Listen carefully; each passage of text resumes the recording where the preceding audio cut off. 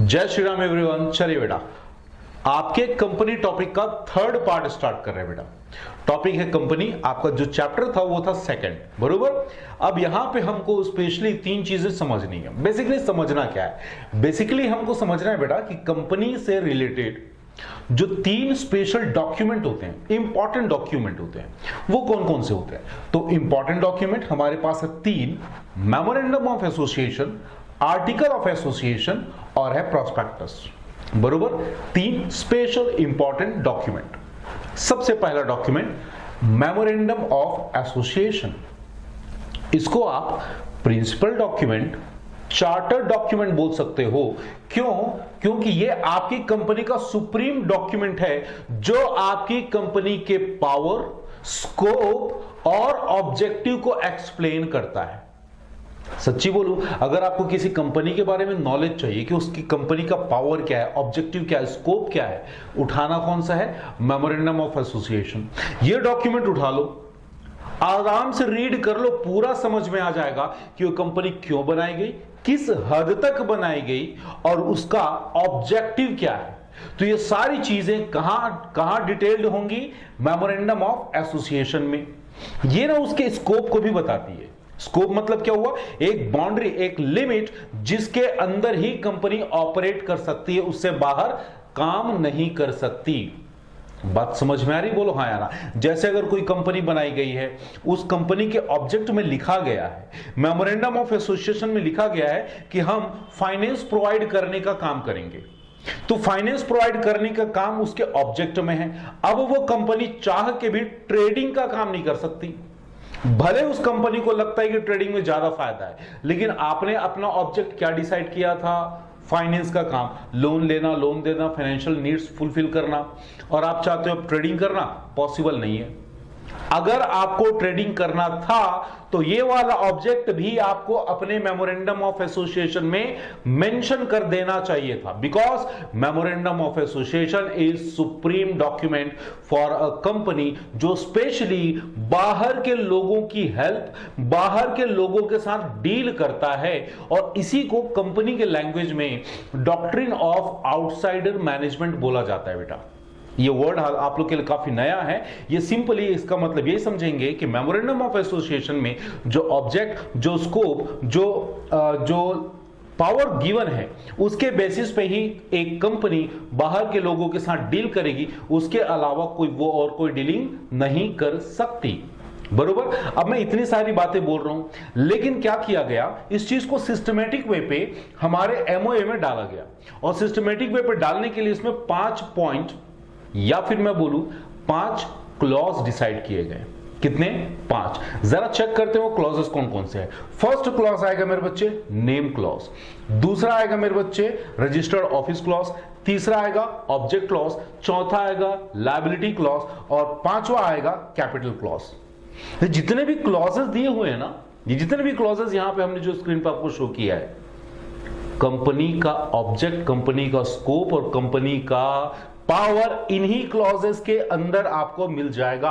और ये सारे इंफॉर्मेशन किसको अवेलेबल होंगे? आउटसाइडर को। बात समझ में आ रही है? चलिए ऐसा करते हैं, एक एक क्लॉज को आराम से पकड़ते हैं और समझते हैं। सबसे पहला क्लॉज नेम क्लॉज। बेटा नेम मतलब क्या होता है? अरे बाबा समझाने की जरूरत नहीं बेटा। किसी भी इंसान को, वेदर इट्स आर्टिफिशियल और नेचुरल, उसकी पहचान के लिए एक नाम दिया जाता है। वैसे ही कंपनी को भी अपना एक नाम रखना होगा। और यह नामकरण कहां पे होगा? यह नामकरण होगा बेटा, जो उसके मेंबर होंगे, बोर्ड ऑफ डायरेक्टर होंगे, वो जाएंगे आरओसी के पास और आरओसी से उस नाम का अप्रूवल लेंगे। और मेरे बच्चे कंपनी के हर डॉक्यूमेंट में, हर जगह उस नाम से उस कंपनी को जाना जाएगा।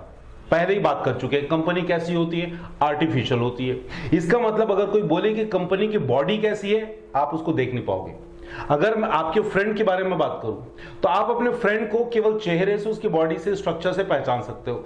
कंपनी को उसके स्ट्रक्चर से पहचान नहीं सकते, तो किससे पहचानोगे? उसके नाम से पहचानोगे। और उसका नाम हर डॉक्यूमेंट, हर एड्रेस, हर उस कॉन्ट्रैक्ट या हर ट्रांजैक्शन में इन्वॉल्व होगा जहां कंपनी एंटर होने वाली है। गेटिंग अ पॉइंट बेटा?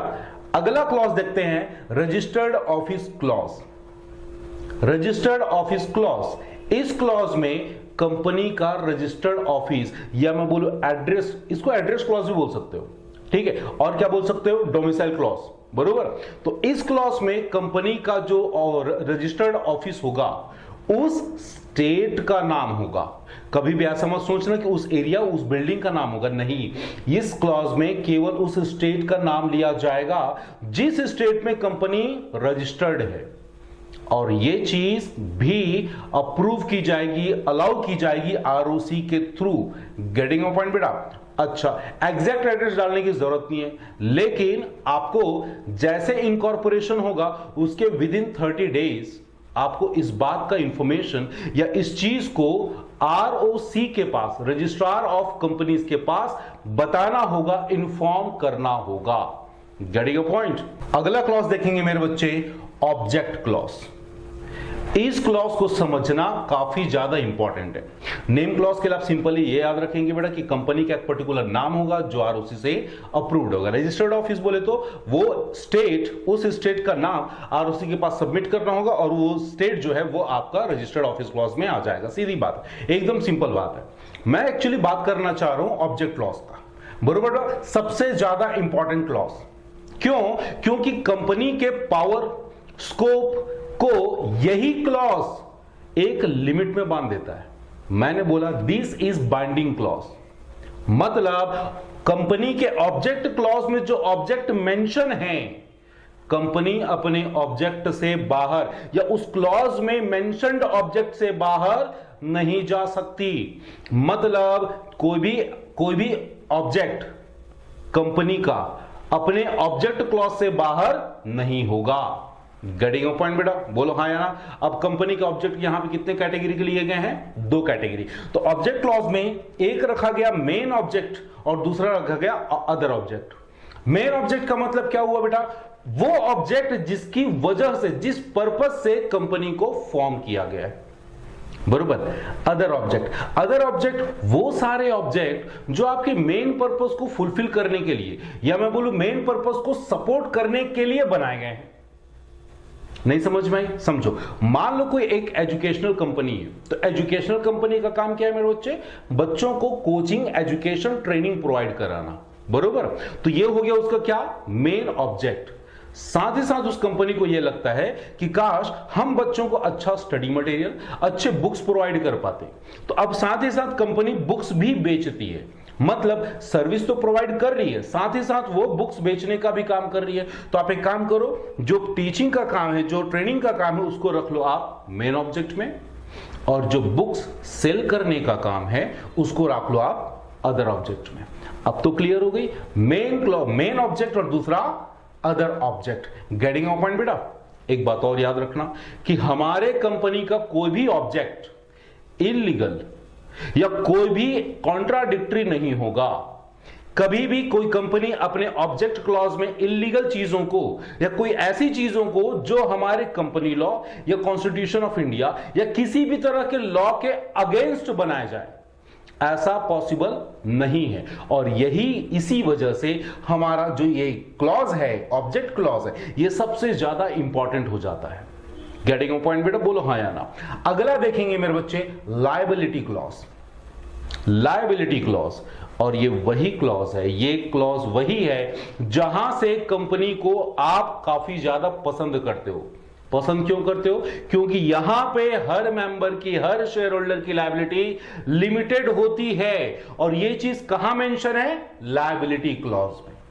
गेटिंग अ पॉइंट बेटा?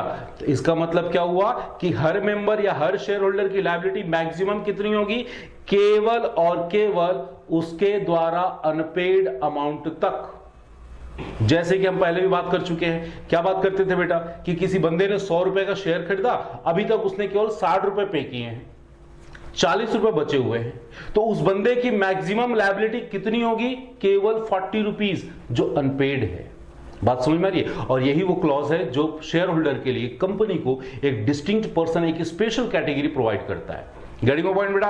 अगला देखेंगे कैपिटल क्लॉज। कैपिटल क्लॉज बोले तो वो क्लॉज जहां पे कंपनी का मैक्सिमम, कंपनी का नॉमिनल, कंपनी का ऑथराइज्ड कैपिटल मेंशन होगा।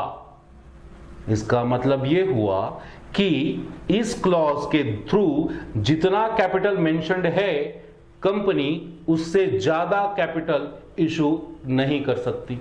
एग्जाम्पल के लिए अगर किसी कंपनी ने अपने कैपिटल क्लॉज में 10 लाख रुपए लिख रखे हैं मान लो, तो कंपनी चाह के भी बाद में 10 लाख रुपए से ज्यादा शेयर्स इशू नहीं कर सकती। तो इस क्लॉज को बनाते वक्त आपको ध्यान रखना होगा कि आप इसमें कितने कैपिटल की वैल्यू डाल रहे हैं। गेटिंग पॉइंट बेटा? इस क्लॉज में उस शेयर के नंबर्स भी मेंशन किए जाएंगे, प्लस एक शेयर कितने भाव का है, मैं बोलूं उसकी फेस वैल्यू कितनी है, वो भी इस क्लॉज में मेंशन किया जाएगा। उससे ज्यादा आप अपनी कंपनी के थ्रू इशू नहीं कर पाएंगे। चलो फटाफट सारे क्लॉजेस को दोबारा से एक बार रिवाइज कर लेते हैं बेटा। सबसे पहला क्लॉज था हमारा क्या? Name clause. सिंपली वो एक नेम मेंशन किया जाएगा, इस क्लॉज में कंपनी का नाम बताया जाएगा जिस नाम से कंपनी जानी जाएगी, और ये नामकरण होगा आरओसी के थ्रू, मतलब बेसिकली आप करोगे बट अप्रूवल मिलेगी कहां से? आरओसी से। दूसरा आता है रजिस्टर्ड ऑफिस क्लॉज। इसमें क्या बात याद रखनी है मेरे बच्चे? उस स्टेट का नाम रखना है जिस स्टेट में कंपनी रजिस्टर्ड हुई है। एक्चुअल में इंडिया में सारे स्टेट्स में अलग अलग आरओसी के ऑफिस बनाए गए हैं, बरोबर? तो उस स्टेट का नाम मेंशन किया जाएगा और एग्जैक्ट एड्रेस आपको इनकॉर्पोरेशन के 30 डेज के अंदर आरओसी को बता देना होगा, बरोबर? अगला क्लॉज देख रहे थे हम लोग, ऑब्जेक्ट क्लॉज। काफी ज्यादा इंपॉर्टेंट था। ऑब्जेक्ट क्लॉज बोले तो वो क्लॉज जिसके अंदर जिस ऑब्जेक्ट जिस मोटिव के साथ कंपनी बनाई गई है। इसके अंदर हमने 2 क्लॉज और देखे थे, मेन क्लॉज और अदर क्लॉज। मेन क्लॉज में वो ऑब्जेक्ट वो पर्पस जिसके लिए बेसिकली कंपनी बनाई गई है। अदर क्लॉज वो पर्पस वो ऑब्जेक्ट जो मेन क्लॉज को सपोर्ट कर रहे हो या उसके एंसिलरी और इंसिडेंटल हो। Getting a point? अगला क्लॉज देख रहे थे हम लोग बेटा लायबिलिटी क्लॉज। लायबिलिटी क्लॉज में सिंपल सा लिमिटेड लायबिलिटी का जो एलिमेंट है, लिमिटेड लायबिलिटी का जो प्रोविजन है वो बताया गया था। अगला आता है हमारा कैपिटल क्लॉज। कैपिटल क्लॉज में ऑथराइज्ड नॉमिनल मैक्सिमम कैपिटल को मेंशन किया जाएगा, उसकी फेस वैल्यू मेंशन की जाएगी और उसका नंबर मेंशन किया जाएगा कितने शेयर्स आप इशू कर रहे हैं। Getting point? तो यहां तक हमने समझा एमओए को, मेमोरेंडम ऑफ एसोसिएशन को। अब बारी आती है मेरे बच्चे आर्टिकल ऑफ एसोसिएशन का। हेडिंग लिखेंगे मेरे साथ, आर्टिकल ऑफ एसोसिएशन। क्या चीज है बेटा? एक ऐसा डॉक्यूमेंट जो कंपनी के इंटरनल मैनेजमेंट को हैंडल, इंटरनल मैनेजमेंट को कंट्रोल करने के काम आता है। अभी कुछ देर पहले मैं क्या बोल रहा था? मेमोरेंडम ऑफ एसोसिएशन 5 क्लॉज के साथ एक्सटर्नल आउटसाइडर के साथ डील करता था, जबकि तुम्हारा article of association internal rules regulation को बनाए रखने के काम आता है बेटा। Getting a point? इसका मतलब यह हुआ कि अगर कंपनी में इंटरनली कोई कंडक्ट किया जा रहा है, कोई एक्टिविटी की जा रही है, तो वहां पे रोल होगा किसका? आर्टिकल ऑफ एसोसिएशन का, और ये हमारे एमओए का सब्सिडरी पार्ट होगा। सर कैसे? देखो बेटा, कंपनी के अंदर कौन सी एक्टिविटी होगी? जो कंपनी के ऑब्जेक्ट में मेंशन्ड है। कोई भी ऐसी एक्टिविटी थोड़ी ना होने वाली है जो हमारे ऑब्जेक्ट के खिलाफ हो, हमारे ऑब्जेक्ट के अगेंस्ट हो। क्या हमको कंपनी के अंदर ऐसी एक्टिविटी करनी है? बिल्कुल नहीं। तो क्या मैं बोल सकता हूं कि article of association just support करने वाला है मेमोरेंडम ऑफ एसोसिएशन को? समझे कि नहीं? मेमोरेंडम ऑफ एसोसिएशन में क्या लिखा गया कि भाई हमारी कंपनी का object, for example educational company बना रहे हैं हम, तो हमारी कंपनी का ऑब्जेक्ट है अच्छी क्वालिटी की टीचिंग प्रोवाइड करना। तो आर्टिकल ऑफ एसोसिएशन में क्या चीज मेंशन किया जाएगा कि उस टीचिंग को प्रोवाइड करने के लिए, ट्रेनिंग को प्रोवाइड करने के लिए कौन कौन सी एक्टिविटी, कौन कौन से रूल्स, कौन कौन से रेगुलेशंस बनाए जाएंगे, वो सारी चीजें मेंशन होगी कहां? आर्टिकल ऑफ एसोसिएशन में। बोलो हाँ या ना बेटा? और ये चीज ना सारी कंपनीज को बनाना है, बरोबर? बट होता क्या है मेरे बच्चे, अंदर की चीजों को कई कंपनीज नहीं बनाती, ऐसे लोगों को बोल सकता हूं आलसी कंपनी। तो कंपनीज एक्ट भी डबल होशियार है, उसने क्या किया? टेबल एफ बना के रखा है। Sir what is table F? Table F standard format या प्री डिटरमाइंड रूल्स रेगुलेशन बनाए गए हैं। अगर कोई आदमी आर्टिकल ऑफ एसोसिएशन, अगर कोई कंपनी आर्टिकल ऑफ एसोसिएशन को अडॉप्ट नहीं करती, खुद नहीं बनाती, तो उसको क्या करना चाहिए, टेबल एफ को अडॉप्ट कर लेना चाहिए, क्योंकि टेबल एफ में स्टैंडर्ड वे पे सारी चीजें, रूल्स रेगुलेशन पहले से बनी हुई हैं। इसका मतलब यह हुआ कि अगर आपको अपनी कंपनी का मैनेजमेंट अच्छे से चलाना है तो पहली बात, आप खुद अपना आर्टिकल ऑफ एसोसिएशन बना लो। अगर नहीं पा रहे हो तो एक काम करो, कंपनीज एक्ट ने जो टेबल एफ बना रखा है उसको आप अडॉप्ट कर लो। बट अडॉप्ट करना और बनाना कंपलसरी है, बनाना ही पड़ेगा। क्लियर मेरी बात?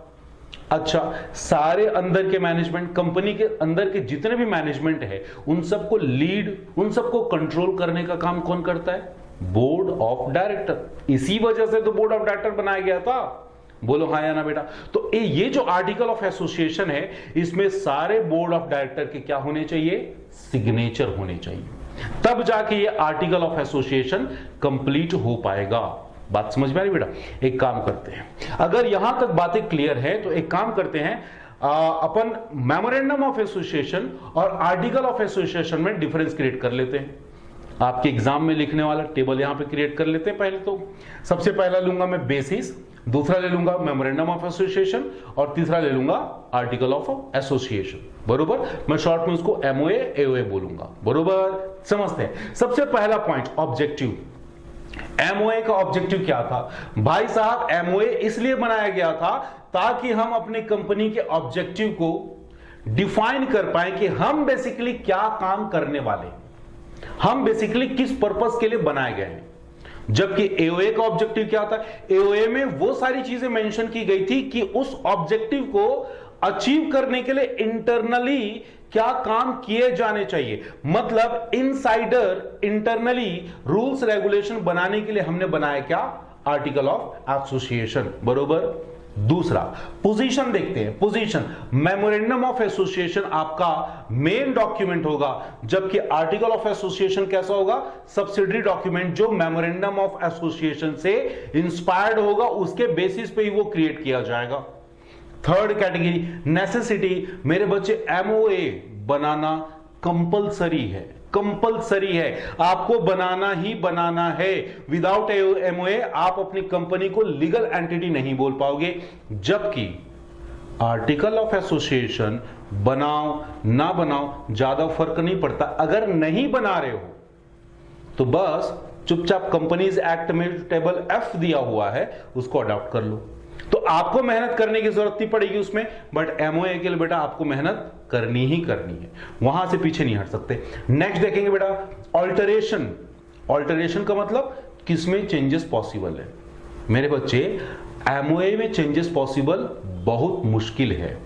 पता है क्यों? क्योंकि पहले अगर कंपनी ने एमओए बना लिया, कोई ऑब्जेक्ट उसमें मेंशन कर दिया, और अगर आप उस ऑब्जेक्ट से बाहर जाके, उस लक्ष्मण रेखा से बाहर जाके कोई काम करते हो, तो उसका संशोधन, क्या बोला? संशोधन, या बोलू रेटिफिकेशन, सुधार संभव नहीं है। ठीक? जबकि आर्टिकल ऑफ एसोसिएशन में अगर आपने कोई एक्टिविटी या कोई रूल्स रेगुलेशन बना रखे हैं, और अगर आपके मैनेजमेंट में कोई बंदा या आपकी मैनेजमेंट उस बाउंड्री या उस रेगुलेशन से बाहर जाके कोई काम करता है, तो मेरे बच्चे स्पेशल रिजोल्यूशन, क्या बोला? स्पेशल रिजोल्यूशन पास करके आप उसका संशोधन कर सकते हो। अब मेरी बात को समझना, यहां पे हो क्या रहा है। मान लीजिए एजुकेशनल कंपनी का हमने एग्जांपल लिया। एजुकेशनल कंपनी में किसी बंदे ने कोई ऐसी एक्टिविटी की जो आर्टिकल ऑफ एसोसिएशन में मेंशन नहीं था, बट उसकी एक्टिविटी की वजह से कंपनी को यह लगा कि यार ये एक्टिविटी हमारे बिजनेस में होनी चाहिए, तो क्या करेंगे? वो लोग पास करेंगे स्पेशल रिजोल्यूशन और उस चीज को रेटिफाइड कर देंगे और बोल देंगे कि हाँ, अब ये भी हमारी कंपनी हमारे आर्टिकल ऑफ एसोसिएशन की एक्टिविटी में कैटेगराइज हो जाएगा। अब मैंने कुछ बातें बोली स्पेशल रिजोल्यूशन, इसका मतलब क्या होता है? मेरे बच्चे देखो, ऐसा होता है ना कि कोई भी चीज डेमोक्रेटिक सोसाइटी में बोलो या जहां पे डेमोक्रेसी का सिस्टम अडॉप्टेड है, वहां पे कोई भी चीज वोटिंग से डिसाइड किया जाता है। अब वोटिंग में क्या क्या, क्या सिस्टम है बेटा? जैसे 100 लोग हैं, 51 लोग या 51% लोग किसी चीज के फेवर में हैं और 49% लोग उसके अगेंस्ट में हैं। तो जरा बताओ वो चीज पास होगी कि नहीं होगी? हो जाएगी। क्यों? क्योंकि आधे से ज्यादा लोग उसके फेवर में हैं, बरोबर। बट स्पेशल रिजोल्यूशन क्या बोलता है? आधे से काम नहीं चलेगा, आपको एटलीस्ट 75% वोटिंग इन फेवर चाहिए। 75% लोग, 75% लोग उसके फेवर में होने चाहिए, तभी जाके वो चीज पास हो पाएगी। इस कैटेगरी का जहां पे रिजोल्यूशन या प्रस्ताव पारित किया जाएगा उसको हम बोलेंगे स्पेशल रिजोल्यूशन, बरोबर। इसका मतलब यह हुआ मेरे बच्चे कि आर्टिकल ऑफ एसोसिएशन के रूल्स रेगुलेशन को स्पेशल रिजोल्यूशन के साथ रेटिफाइड, मैं बोलूं ऑल्टर किया जा सकता है। Getting my point? चलिए बेटा आगे देखते हैं जरा मेरे बच्चे, power and validity. Power and validity, कोई भी ऐसा काम जो एमओए के बाहर किया जाएगा, कोई भी ऐसा काम जो एमओए के बाहर किया जाएगा उसको हम इनवैलिड करार देंगे। वो चीज इनवैलिड हो जाएगी और बाद में उसको सुधार नहीं किया जा सकता। और जब बात करेंगे बेटा एओए का, तो वहां पे हमने पहले बात कर रखी, क्या किया है बेटा? स्पेशल रिजोल्यूशन के साथ क्या कर सकते हो? रेटिफाइड कर सकते हो। लास्ट पॉइंट डिस्कस करेंगे बेटा रिलेशनशिप। एमओए बेसिकली किस पर्पज से बनाया गया? तो ऑब्जेक्ट को डिफाइन करने के लिए। किनको? कंपनी के मैनेजमेंट को तो कंपनी का ऑब्जेक्ट पता है, लेकिन बाहर के लोगों को नहीं पता। तो एमओए का फॉर्मेशन, एमओए का क्रिएशन बाहर के लोगों के साथ रिलेशन बनाने या बाहर के लोगों के साथ जो ट्रांजैक्शन हो रहे हैं उसको हैंडल करने के लिए बनाया गया, जबकि एओए इंटरनल मैनेजमेंट को सही ढंग से स्मूथली चलाने के लिए बनाया गया था। Getting point? इतने सारे डिफरेंस हमने देख लिए। इज दैट क्लियर बेटा? चलिए आगे चलते हैं बेटा, आगे चलते हैं, लास्ट पॉइंट डिस्कस करते हैं। नाम क्या है? प्रोस्पेक्टस। अब प्रोस्पेक्टस क्या होता है? सिंपल सी बात बेटा, इसको रफ लैंग्वेज में ऐसे समझो, prospectus is just a brochure. आपके घर में न्यूज़पेपर आता है, उसके साथ कुछ ना पॉम्पलेट्स आते होंगे, पोस्टर्स आते होंगे, ठीक है। वो पोस्टर में क्या रहता है? वो जिस भी चीज को बेच रहे हैं उसके बारे में ढेर सारे डिस्क्रिप्शन रहते हैं। बोलो हाँ या ना? ठीक है। जैसे कई बार कोचिंग सेंटर का आता है, कई बार ज्वेलरी शॉप का आता है, कई बार किसी ने नया बिजनेस स्टार्ट किया है, नया ऐप लॉन्च हुआ है, उसके बारे में डिस्क्रिप्शन रहता है। एग्जैक्टली वही चीज कंपनी के लिए प्रोस्पेक्टस काम करती है। हमने क्या बोला था?